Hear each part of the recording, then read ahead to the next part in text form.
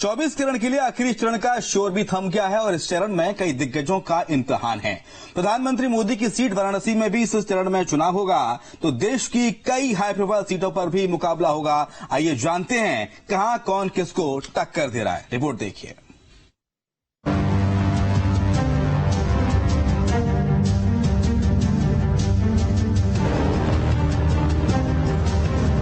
चौबीस करण अब अंतिम चरण तक पहुंचने वाला है। 1 जून को 7वें और अंतिम चरण का मुकाबला होगा। इस चरण में कई वीआईपी सीटें हैं। वाराणसी सीट से प्रधानमंत्री नरेंद्र मोदी की परीक्षा है। बंगाल में ममता की विरासत, बिहार में पाटलिपुत्र का संघर्ष और हिमाचल में मंडी का महायुद्ध भी इसी अंतिम चरण में होना है। पहले ये जाने 7वें चरण में कहां-कहां चुनाव है।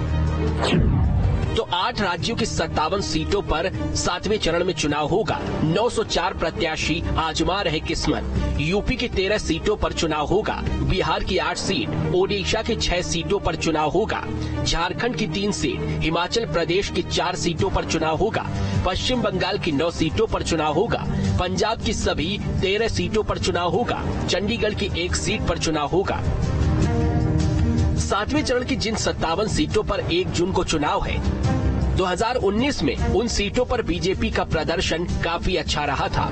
पिछले चुनाव में इन 57 सीटों में से बीजेपी ने अकेले 25 सीटें जीती थी। 32 सीटें एनडीए के पाले में आई थी।